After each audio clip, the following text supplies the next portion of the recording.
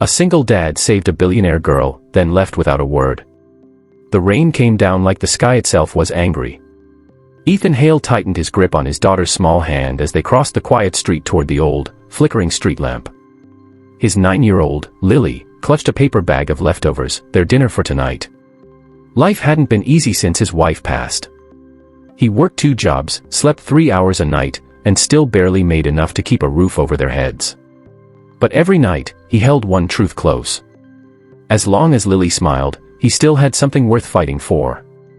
And then, everything changed. A sudden scream cut through the thunder. Ethan froze.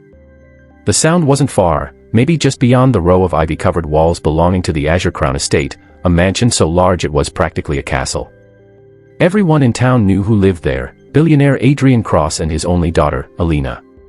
He hesitated for a split second. Rich people and their troubles had nothing to do with him, until the scream came again. This time, panicked. Desperate. He didn't think. He just moved. He passed Lily his phone. Call 125, stay here. Don't move. Then he scaled the wrought iron gate like a soldier who never forgot his training. Behind the walls, he saw chaos, 2 masked men dragging a young girl toward a black van. She kicked, clawed, screamed, but they were stronger, taller. For a man with nothing to lose, fear is optional. Ethan charged. He slammed into one attacker, sending him crashing into the pavement. The second man swung wildly. Ethan ducked, drove a punch into his ribs, and took a knife across his shoulder. Pain burned hot, but adrenaline drowned it. He scooped the girl into his arms and ran like everything he ever lost was chasing him. Inside his small apartment, Ethan wrapped his bleeding arm with a torn towel while the girl, maybe 13 years old, sat trembling on the couch. Lily sat with her, holding her hand softly, whispering that she was safe now. Are you really the girl from the news? Lily asked. The girl nodded weakly. My father, he's always gone. I thought I would die before he ever knew. Her name was Alina Cross. One of the richest heiresses in the country. And yet she cried like a child who owned nothing in the world. Sirens finally approached, loud, angry, searching.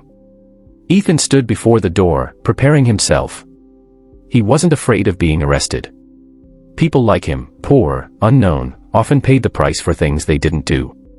But when the door opened, it wasn't officers who stepped in first. It was Adrian Cross himself.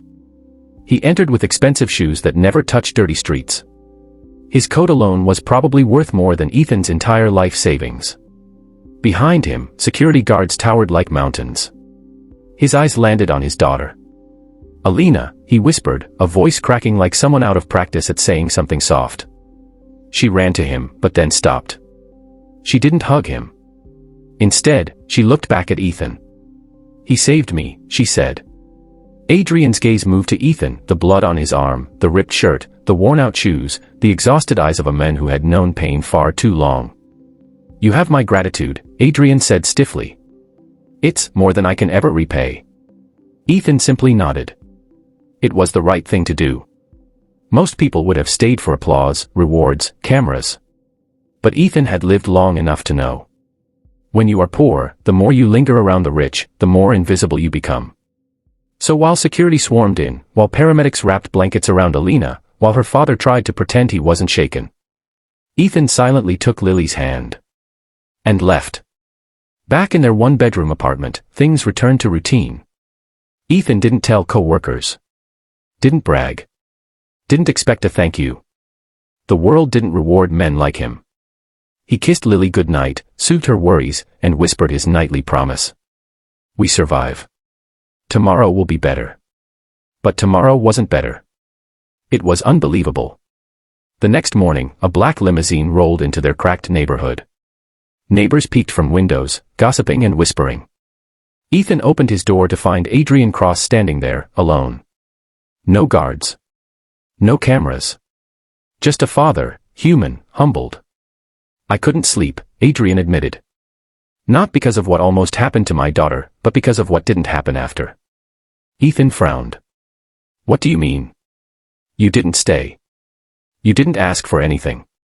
Every man I know would have stood there waiting for a reward. You vanished. Ethan shrugged. Heroes don't ask for payment. I'm not a hero. I'm just a dad.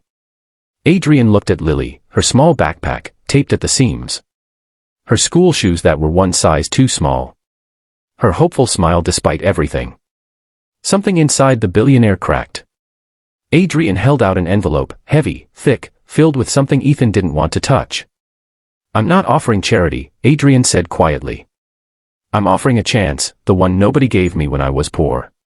Ethan hesitated. Pride was sometimes the only thing a struggling man had left. But Lily tugged his hand. Daddy, maybe this time, let someone help us.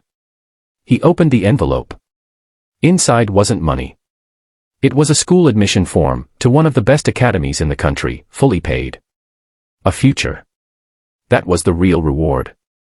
Ethan didn't become rich. He didn't suddenly move into a mansion. Life remained hard, but now, hope lived in their home. Alina visited often, not because she was saved, but because she finally found a friend who treated her like a normal child. And sometimes, Adrian would join, awkwardly at first, slowly learning how to be a father again. Ethan never asked for anything. He never bragged. He never expected praise. Because true heroes don't save the world for applause. They save one life, quietly, and leave without a word.